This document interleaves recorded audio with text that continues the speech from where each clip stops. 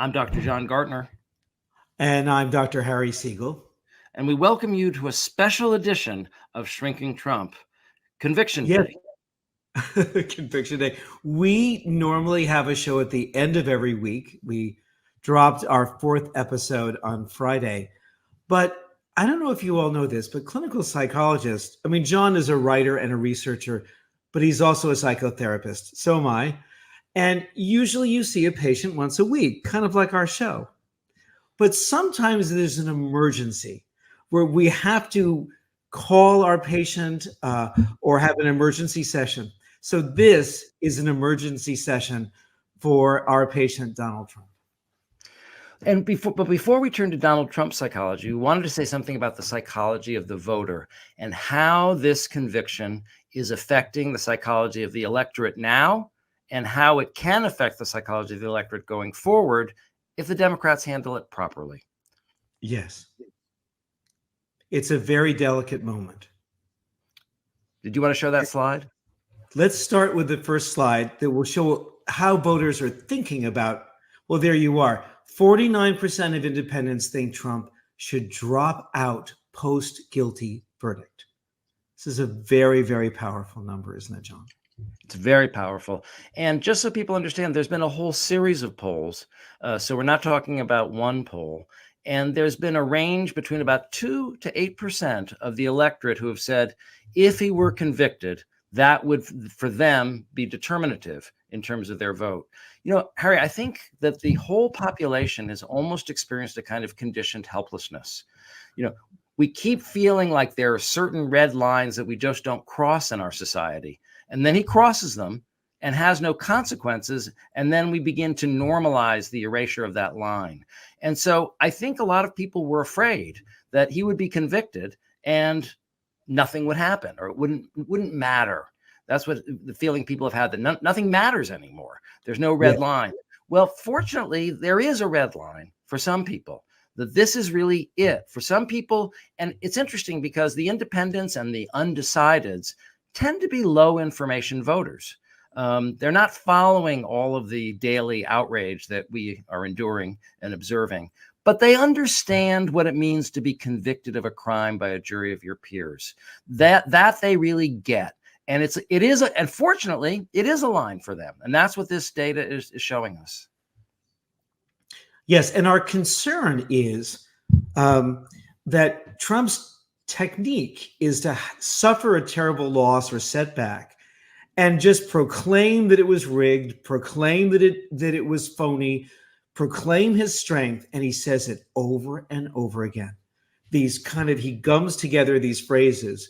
If you remember from his presidency, no obstruction, no collusion. Of course, there was obstruction and there was collusion. But if you say it 100 times, it stops being true. Especially the new reality comes in. Especially if your attorney general says it for a week before anyone reads the report. Right. So if it's a combination of repetition and having surrogates who reinforce your message, right? And this is exactly what we're seeing over the last 48 hours. Exactly. I think one of the things we've learned is that reality will not enforce itself. Reality needs to actually be defended. And so we know that the Republicans are going to have a counter narrative to create another reality. And we're going to look at that other reality when we look at Trump's press conference. The point here is that Democrats need to keep reiterating our reality, that he is a felon, that he is a criminal, that he is a crook. And we need to say it over and over again. Well, as it turns out, Harry, we weren't the first people or the only people to have this idea. Right. Exactly. In fact, Chip, could you show us the next slide from the New York Times today? Democrats push Biden to make Trump's felonies a top 2024 issue. The party is hungry to tell voters that Trump's conviction makes him unfit for office and hopeful that Biden will lead the way. Well, there's some text from that article too, isn't there, Harry? Yes, we can go on to the next slide. So post-verdict interviews with more than 50 Democrats. Sorry, my camera, including current and former members of Congress, statewide elected officials, veteran strategists, Democratic National Committee members, and local officials, revealed a party hungry to tell voters that Mr. Trump's conviction makes him unfit and worried that Mr. Biden might not use the bully pulpit of the presidency to press that argument. I do think it is the obligation of every Democrat to remind every voter that Donald Trump is now a convicted felon and just how unprecedented this is, said former Representative Beto O'Rourke of Texas, a Democrat who ran for the presidential nomination against Mr. Biden in 2020. So apparently other Democrats are saying the same thing. The message, this is the message, but the way messaging works is you have to assert it over and over again, because that's the way the psychology of the voters work.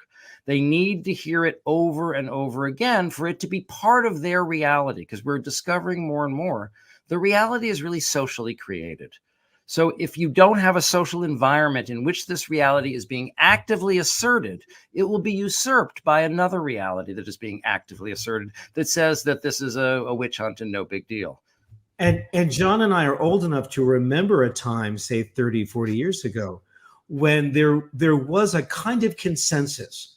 The New York Times, the media would assert a certain fact, and people would fall in line with it. Think of Richard Nixon when the tape was finally revealed that showed that he had attempted a cover-up. Well, the Republicans went up to him and said, you've got to resign, because there was a belief in consensual reality. That is gone with the turbocharging of this media environment and people being siloed.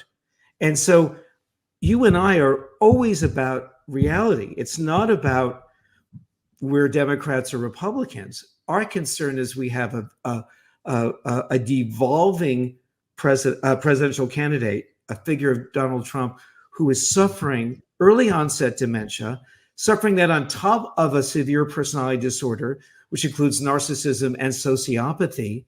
And now he's come to the moment where he's finally been convicted of a crime. Yeah. And he's now going to say it's not real. It doesn't count. They asked for a different judge. They asked for a different venue. It's not really a crime anyway. And what were those charges? Right, exactly. All right, so we want to look at his press conference because this is telling us a lot about how he's going to respond to this and how he's going to play it and how he understands it psychologically and how he's processing it.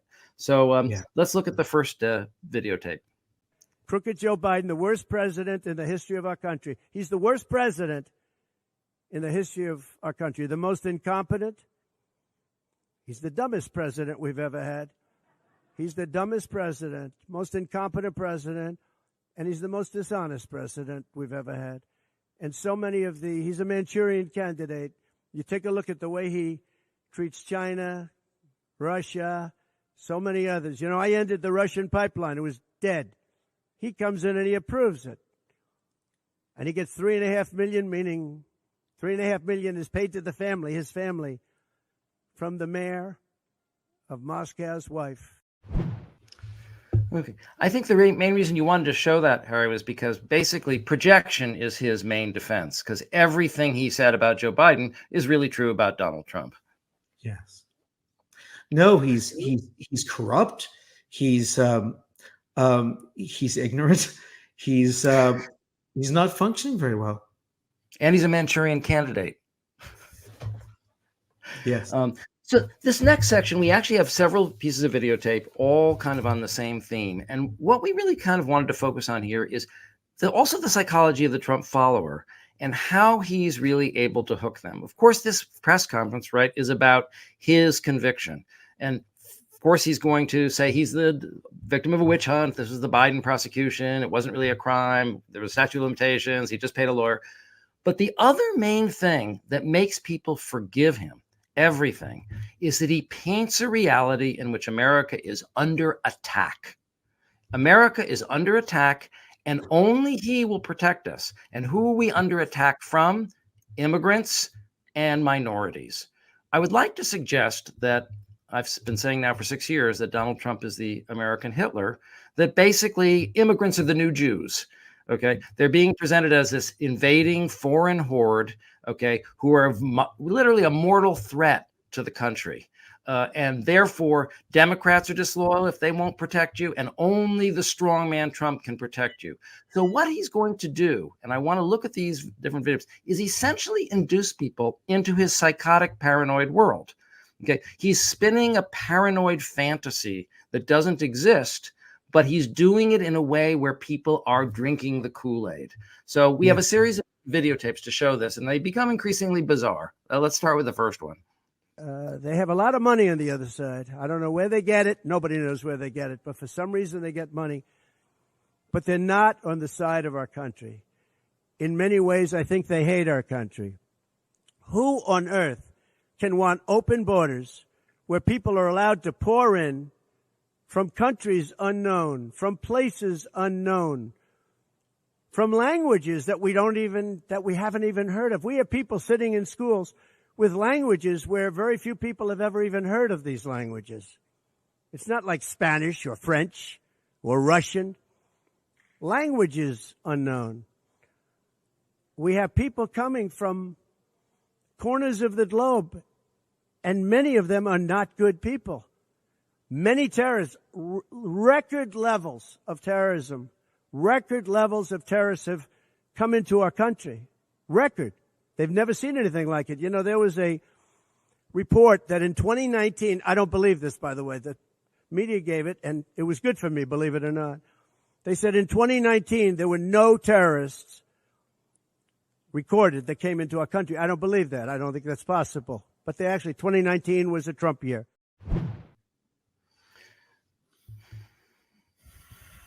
So it's an invasion. They hate our country because they're not stopping the invasion. There's a radical increase in terrorism, which isn't true. There was no terrorism when he was president, which wasn't true. No, it's very strange, isn't it? This notion that people are pouring across the border from all corners of the globe, speaking languages we've never heard of. It's extraordinary. It's really apocalyptic, isn't it? And, you know, you mentioned drinking the Kool-Aid, and I know an attorney who used to think that Trump was like P.T. Barnum, but he began to think of him as Jim Jones, as a cult leader. Jim Jones was the one who, through his paranoid views, got his flock to drink Kool-Aid with cyanide in it. So there was a mass suicide in Jamestown. Jim Jones. You know, some of the neuropsychologists have also pointed out to us that one of the things Trump does to sort of compensate for his deficits is kind of repeat the same words over and over again. So he does manage to get a word that evokes the feeling he's talking about, and then he just keeps repeating it. But that particular word, unknown, you know, it really, what they say about demagogues is they create this sense of the other. Right? The other is not human. The other is an invader. So unknown really is kind of like the other. They're the other. They're the other. They're unknown. They're unknown. They're, you know, so he keeps using that word over and over again, in part because of his brain damage, but in part because it's really a way of demonizing and dehumanizing. Right? Yeah. They're not even known. They speak languages we don't even know. If they spoke Russian like Putin, that would be fine. If they were Russian spies, that's great. But if they speak a language we don't know, what could that be? Something scary and alien and really bad. Absolutely. Anyway, let's see the next one. Nobody's ever seen anything like it. We had a DA who is a failed DA. Crime is rampant in New York, violent crime. That's what he's really supposed to be looking at. Crime is rampant in New York. Yesterday in McDonald's, you had a man hitting him up with machetes, a machete. Whoever can imagine even a machete being wielded in a store, in a place where they're eating, and he's going rampant. And Bragg is down watching a trial on what they call... That's what I was going to say. It's a crime, because Bragg was looking at a quote crime, meaning his. So first of all, the basic message is Bragg should be worrying about street crime among blacks in the inner city instead of worrying about, clerical crime and white collar crime in Trump. So again, here's the minority being demonized, right? He's attacking wildly, rampantly with a machete, but also he gets lost in the story cognitively. It's like a machete, like in a place with people eating or shopping or imagine a machete is rampant, so he kind of loses the story there too. He does, and of course, machete is associated for many people with the jungle, right? I mean, it's something you use to cut your path, and also he was associating to the machete from Alvin Bragg, who is an African American person who was the prosecutor. And he was interesting. Bragg is so modest. If you see him, he's sort of a big guy. He doesn't try to be stylish or anything. He's very straightforward. I read about him. Do you know that when he graduated from Harvard College, that in the newspaper, in the college newspaper, they had a story about him, calling him the anointed one because he was so accomplished and went directly to Harvard Law School? I mean, this is an extraordinarily accomplished person. Yeah. A lot more accomplishment than Donald Trump. And you can kind of hear that rage, at these African American DAs, with the exception of Jackson. Yes. There's always that racist quality that we also heard. Machetes as a dog whistle, some like jungle weapon. As is the foreign. He doesn't say their people are different colors. He just says their languages are unknown. Right. So let's hear some of the other things that he's saying about immigrants. Little things like our kids can't have a Little League game anymore because you have tents and you have migrants living on the fields. That's the least of it. People are taking over our luxury hotels, migrants, and yet our veterans, our great veterans, are living on the streets like dogs. They're living on the streets. But migrants are living in luxury hotels in cities all over our country, run by Democrats. So it's my honor to be doing this. It really is. It's a very unpleasant thing, to be honest. So, Harry, I don't know if you heard about this, that all of these Little League games that have had to be canceled because of all the migrants camped out there. It's really not a thing. It's actually never happened anywhere ever in this country, even once. And but they're clogging up public spaces that Little League people need. It's extraordinary, isn't it? It's so hideous. This notion that migrants are filling up luxury hotels owned by Democrats. I mean, this is the guy who runs hotels. I mean, what an absurd thing. Really extraordinary. Really extraordinary. There's no fantasy that's too ridiculous. And the thing is that sometimes if you hang out with people who consume this kind of stuff, Fox News viewers, whatever, they'll tell you confidentially. I mean, have you heard that they can't even play baseball in the park anymore? Have you heard about that? I mean, people will seriously tell you these incidents. I know people that do this. They want to tell you about this. And it's always one of these made up stories. This outrage, the little leaguers the little children can't play baseball because of the horrible migrants camped out. Well, yeah. And he also talks about the Boy Scouts. I mean, he's, anything Americana like Little League.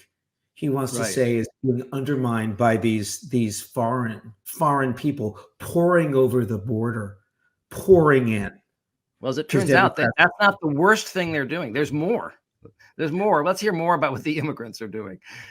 But now record levels of terrorists, record levels, the highest level we've ever seen of terrorists are pouring into our country. You have China. With just in the last few months, 29,000 people came in, and I looked at them on a line, and they look like perfect soldiers. They're almost all male, from 19 to 25. It looks like a recruiting exercise. They have beautiful tents. They have propane stoves. They have cell phones, the best you can buy. I said, what's going on? It looks like they're building an army right in our country. Now, I don't think that would happen, right? we're losing our country. And I really think that this is an event, what took place yesterday with this judge. Look, we have. I think that's really crazy. It's really crazy. I mean, it may be effective.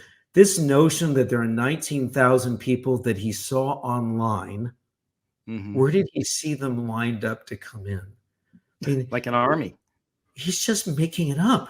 And they've got propane stoves with them. The best ones. They've got the best ones. Imagine just the insult of it. It's really mad. I mean, it's a really crazy story, but it's said with conviction. It's said with outrage, and it is, and it's said as an eyewitness account. Yes. Like he witnessed the Arabs. He witnessed thousands of Arabs celebrating on 9/11. He said he witnessed thousands of them celebrating. Right. I don't think he witnessed one of them celebrating. They weren't. Because they weren't. In Jersey City or something. I was insane. Right. In Jersey City, yeah. Well, so here's the thing. So I appreciate people bearing with us. I wanted to sort of zone in on that theme because I want people to sort of understand what is his appeal. His appeal, I think, is fear and paranoia, that people believe this thing. They think that if you thought that there were record levels of terrorism and a Chinese army was assembling in your park, I think then you would probably forgive Trump almost anything to stop them. But that's the thing; it works. Okay, so fear and racism and paranoid projection works. The other thing that Trump is brilliant at, okay, is taking the badge of dishonor, okay, and making it a badge of honor. So remember, this is a press conference to explain why he's been convicted of 34 felonies. But from the way he presents it, you'd think he was there to accept an award. Let's watch this videotape. It's a very sad thing that's happening in our country. And it's a thing that I'm honored. In a way, I'm honored. It's not that it's pleasant. It's very bad for family. It's very bad for friends and businesses. But I'm honored to be involved in it because somebody has to do it. And I might as well keep going and be the one. But I'm very honored to be involved because we're fighting for our Constitution. Yeah, he's absolutely flipped it upside down. Right. He has been dishonored.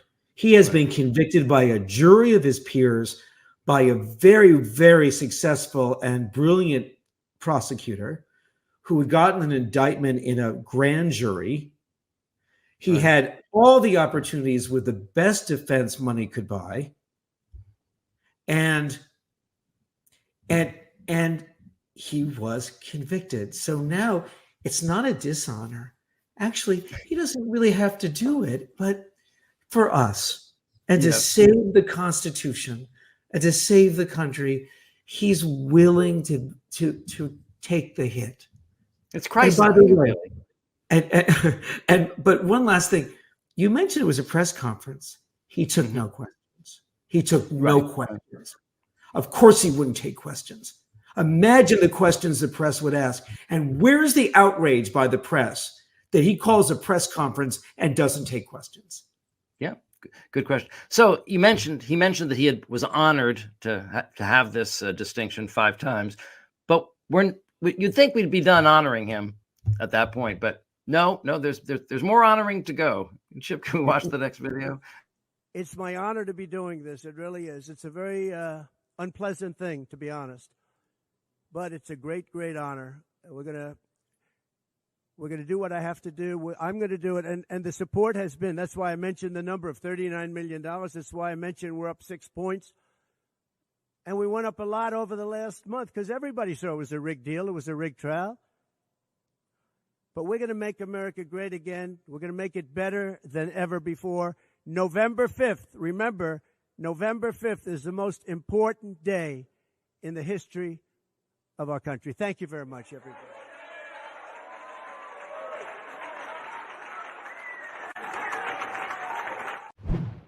I'm surprised, actually, they didn't say, I'd just like to thank all the people that made this crime possible. I mean, exactly. He's accepting it, an honor. I'm honored. I'm really honored. I think he said the word honored 10 times. I want to thank Roy Cohn for all of his support and advice. Right, exactly. Now, one of the things, and we have still alive with us, Robert J. Lifton. He's not with us today. I mean, it's not our guest, but I mean, he's still with us in the psychological community. He really wrote a groundbreaking book about how people like Hitler take over a society. And one of his theories is that malignant narcissists impose their insane vision on society till it becomes the consensual opinion of the society. And he calls that malignant normality, when what is normal is actually malignant. So Nazi Germany would be a perfect example. I mean, whatever you want to say about Germany, anti-Semitic, whatever, it was a civilized, relatively normal country.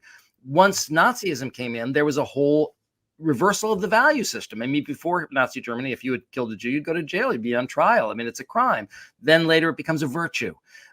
So this is how a society can actually be turned upside down in terms of their value system when they drink the Kool-Aid of the malignant narcissist. But you might ask, how could you get anyone to believe this crazy stuff, like about the Chinese soldiers? Well, because there's one thing that all of these people need: surrogates, right? Who support their unreality, so that now there's an echo of voices echoing the unreality. So as as our listeners know, the Republicans are coming out in droves to defend Donald Trump. We don't have time to listen to all of the toadies, but I really felt that the best supporting actor role it does belong to Tim Scott, because I feel like he has distinguished himself in his ability to abase his dignity and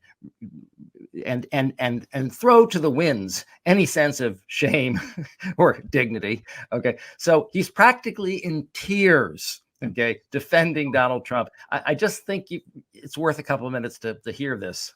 Oh yeah, I can't believe the hoax, this sham, this absolute injustice justice system. D.A. Bragg and the judge should be ashamed of themselves. This isn't just ridiculous. This actually erodes the confidence that Americans have in the justice system. Unbelievable. Unfreaking believable. But good news is coming. D.A. Bragg, hear me clearly. You cannot silence the American people. You cannot stop us from voting for change. Joe Biden's injustice, Joe Biden's two-tier injustice system, weaponizing the justice system of the United States of America against a political opponent, un-American.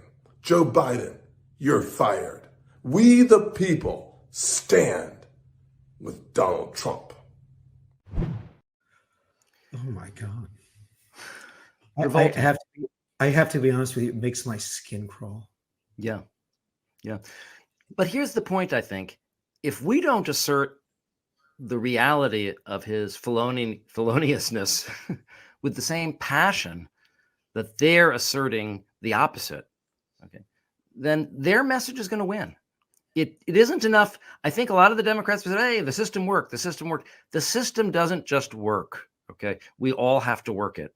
One of the, I forget who it was, one of the democracy experts that you see a lot on MSNBC, she said, democracy doesn't defend itself. There are people that have to be involved, and the truth will not defend itself, because look at what we've got on the other side. He's got these very dramatic, passionate, emotive, right? People who are screaming with outrage, screaming. Okay. So we have to be just as loud. No, and Mike Johnson came out and said that the Supreme Court should reverse this. And he knows, he's a lawyer, he should know that it has to be appealed to the New York Court of Appeals, then the New York Supreme Court. And if the Supreme Court might take it up, it would come, this is a year and a half from now. But the Republicans know. And, and I have to say, John and I are psychologists. We're not political pundits. Although in this day and age, anyone who cares about what happens to our country have access to a lot of data. So we are kind of pundits, but we're not saying this as political activists. we're talking about a very disturbed person with tremendous power and influence saying psychotic things that are organized around evoking rage and fear in his supporters to mobilize them to embrace his idea of who he is, not the reality of who he is. And so I get really exercised, not as a political person, but as a clinician. And this is really disturbed stuff, and it's incredibly dangerous. And so I find myself with John urging action, but action towards what we're talking about, which is the obvious mental illness that Trump is suffering from. And there's another point about this conviction from a psychological point of view that I think we need to bring out. You know, a lot of people really loved our guest last week, Jerome Frank. We're going to have him back on. But it was interesting. One of the things, you know, he listened to us talk for the first half hour as usual. And he said, I agree with everything you said, but there's one thing I sort of disagree with, or I want to emphasize. We were talking actually about how Trump had sort of dominated at the Libertarian Convention and really kind of described this as something that he actually got off on. But Jerome Frank wasn't disagreeing with this so much as saying we weren't emphasizing it strongly enough. He says, Trump is energized by conflict. And so I think what people need to understand, we see, oh, he's been humiliated. Oh, he's been dishonored. But I'm sure most of you are too young to remember the horror movie, The Blob, because that was like from like the 1950s. But the key was the more weapons you pointed at the blob, it just absorbed the energy and it got stronger. So the more they fought it, the bigger it got. He basically lives on hate fuel. Okay. Yes. And so everything you do to provoke his hate, okay, actually energizes him. And he loves to hate. You know, you and I are relatively normal people. So if we're really angry, right, it really puts us in a bad mood, can get us depressed. It's exhausting, right? It's a burden.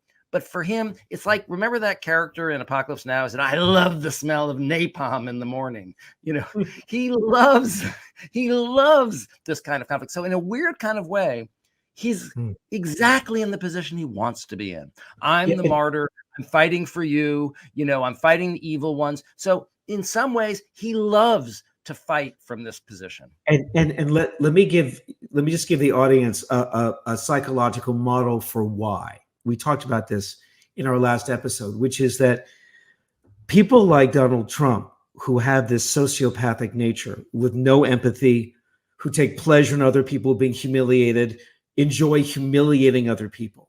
It's because when they were very young, they were humiliated, they were bullied, they were terrorized, and they identify with the aggressor, so that from the rest of for the rest of their life, they don't want to have it done to them. They want to do it to someone else.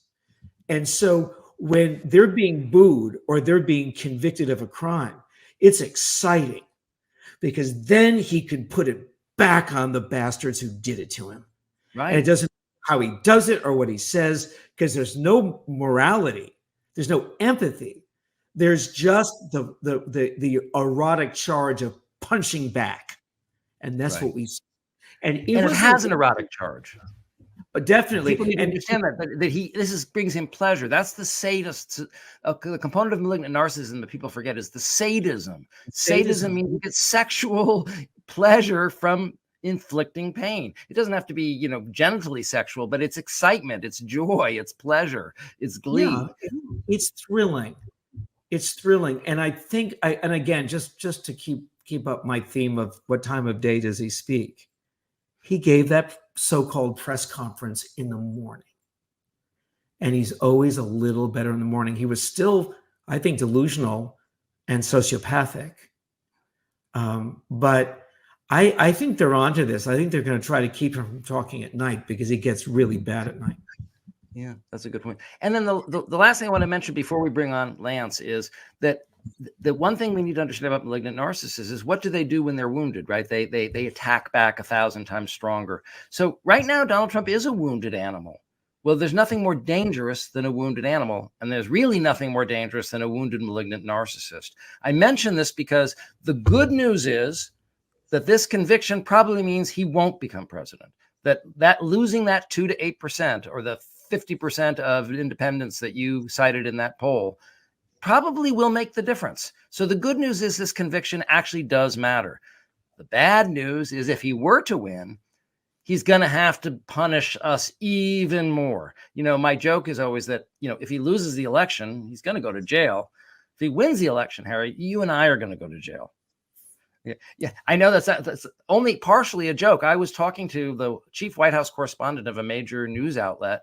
We were talking casually and talking about maybe a future interview down the road. And he said, well, if Donald Trump wins, I'm going to be interviewing you in Guantanamo.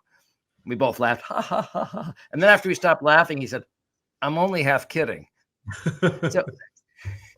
So the thing is that, people may not really have the full imagination to understand what is at stake and what he's capable of. But, Harry, one of the things that we do as clinicians, when we have a really urgent situation and we're really trying to figure it out, we sometimes seek a kind of a curbside consult with a colleague, right? Right. So in trying to answer this question of how dangerous is Donald Trump now that he's been wounded, we brought in our colleague Lance Stotis, who you met here before on the show, but he's our friend, and we needed to talk to someone urgently in a brief period of time, and he agreed to come on. So thank you, Lance, for this curbside consult.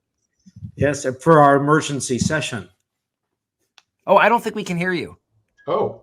Oh, no, now I can hear you. Okay. You were just nodding your head. I thought you were talking. Sorry. So, Lance, the question I want to explore with you, I mean, you can obviously comment. I'm sure you had thoughts about things we were saying, but I want people to understand the psychology of how a wounded, malignant narcissist would respond if he indeed were to gain power. Well, I agree. Actually, I agree with everything you both said. You're both very clear and eloquent. Obviously, because he is so paranoid, he already expects the world to be against him and for him to have to take on the job of securing the country and humanity and the Constitution. So it will be, of course, worse. He has now another, perhaps narrower focus for his hatred and his rage, which would be you and me and all the people who are against him, the law system. Back in 2016, when he was elected, he already was attacking judges and attacking the legal system, which he is still doing today. And I think that there's the very fact that he would be elected would mean that he had the power because he had those votes. There were enough Americans who were conned by him that he probably could dismantle the legal system and the Constitution. He would feel that he had the backing for it. So although, of course, he is demented, and he is delusional. He is psychotic in his belief system, and he's completely incompetent and ignorant. All of that is true.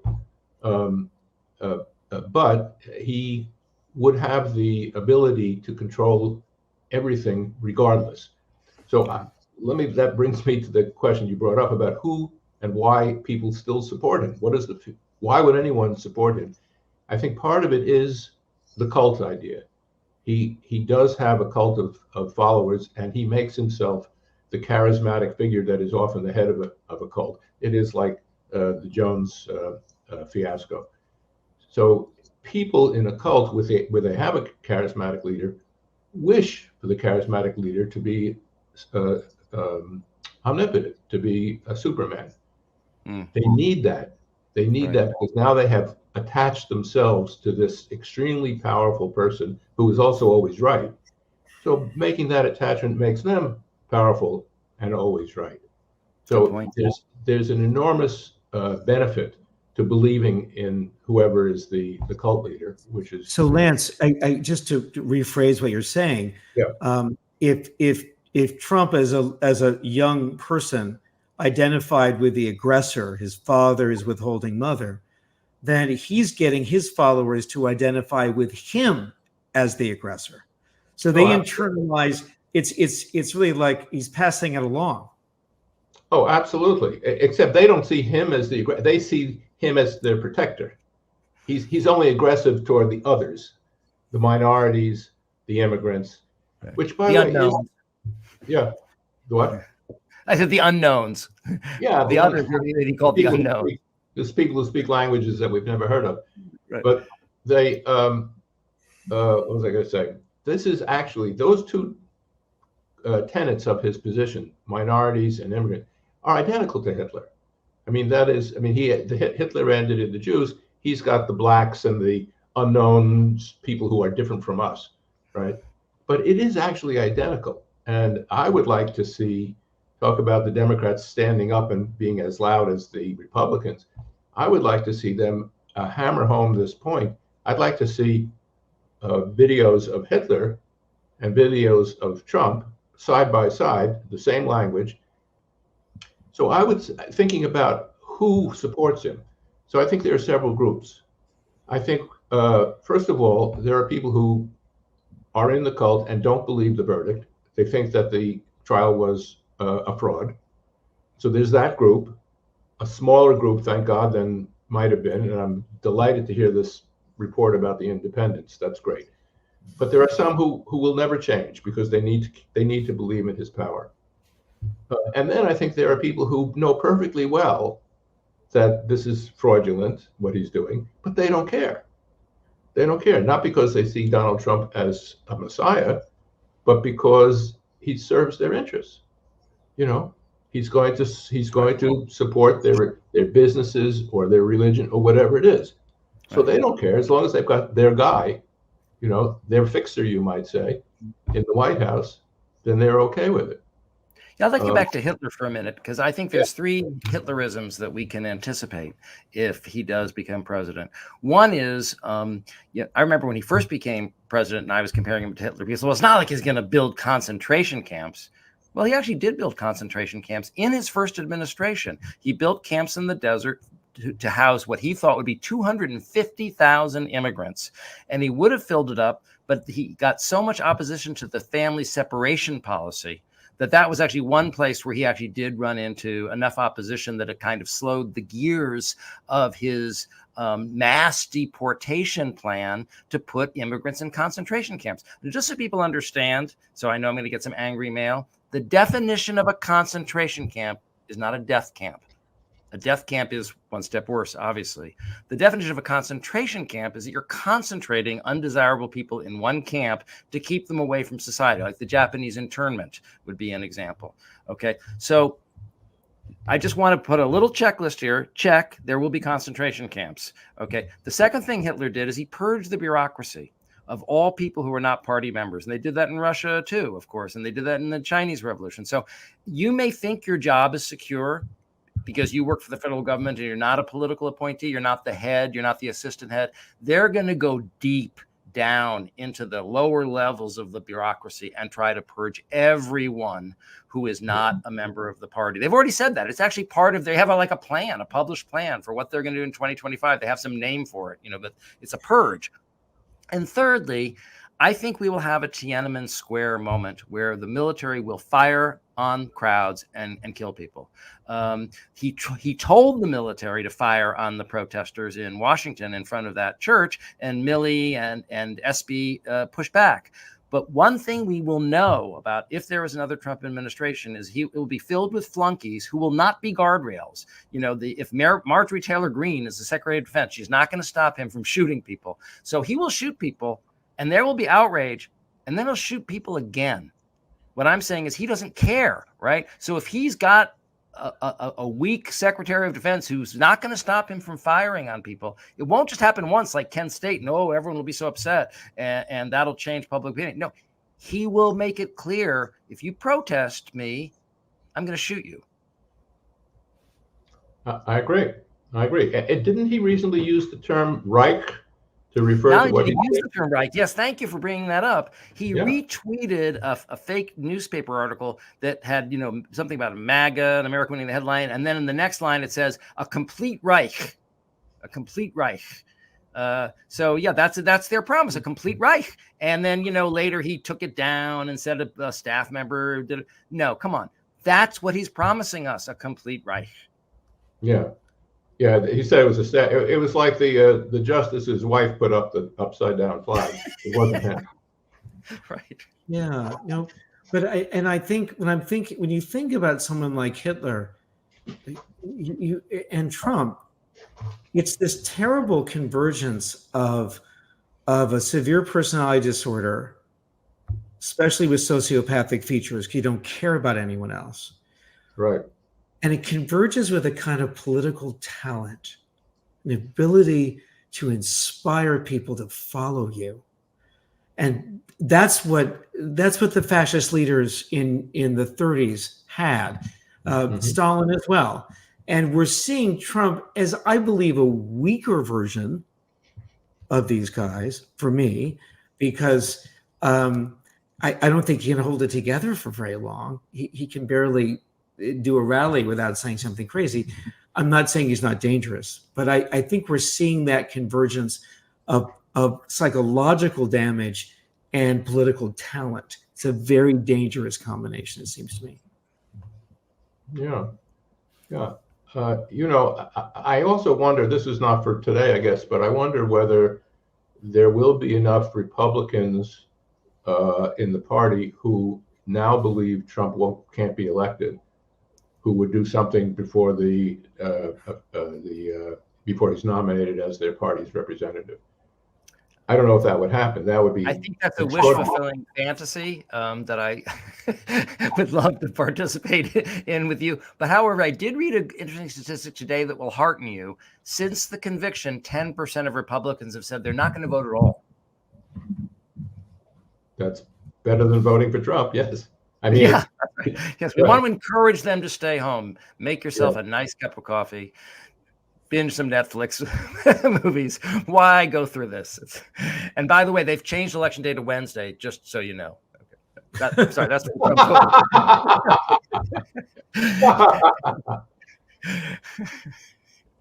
I was actually working for Kerry in Ohio, and they were circulating flyers in the black neighborhood saying that the election had been postponed by one day. That's a true story. That was a little Republican dirty trick.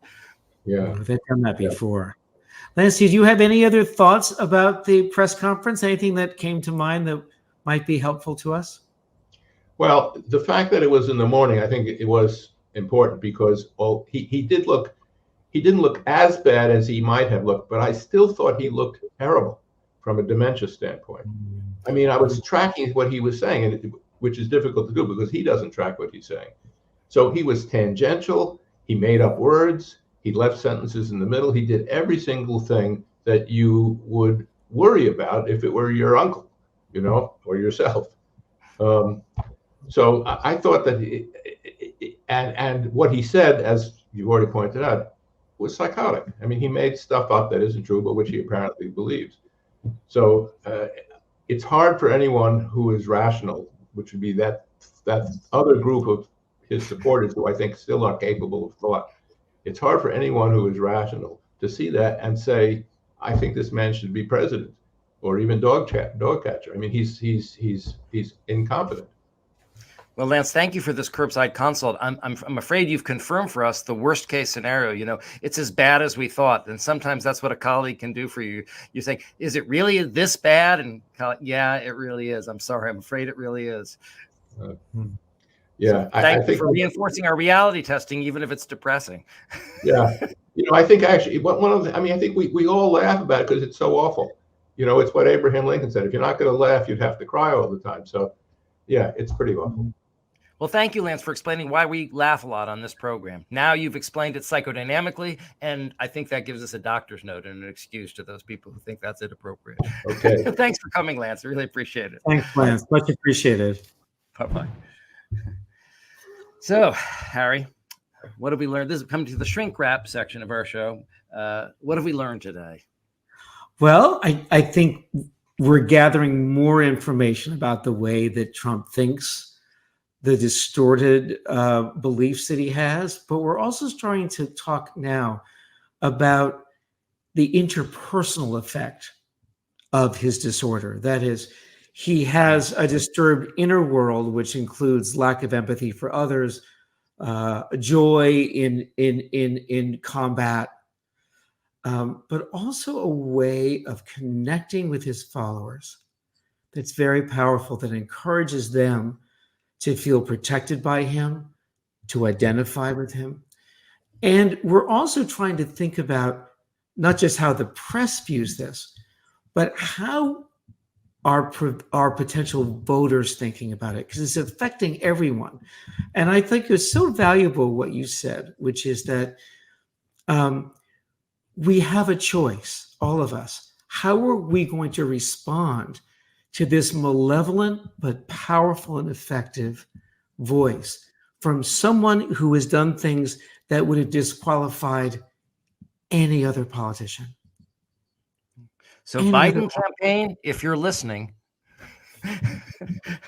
you need to reinforce this message, because otherwise, I'm sorry, but how are we going to handle all those migrants in the park? I mean, we need to move around. We can't get past them. They can't, there's no place to go. And also we need to get our hotel rooms back. Yeah, exactly. The luxury hotels. Why do they get the best rooms? That's what I want to know. But one thing I want to just add for a moment, which is, why aren't there Democrats holding up their cell phone like pathetic Tim Scott, saying this is an outrage that the presumptive nominee of the Republican Party has just been convicted of 34 felony counts? Why aren't they flooding the airways with their responses? It's crickets. And Right. Why wasn't the press demanding a press conference this morning? So Biden campaign, if you're listening, please listen to us. Please win. Okay, well, that was our emergency session. We'll be back at our regular time next week, streaming on Friday at 3, I think is our new tradition. We look forward to seeing you next week or later in the week on Shrinking later Trump. in the week. And we'll be looking at how he continues to respond and make use of his dishonor by adding it and making it honorable.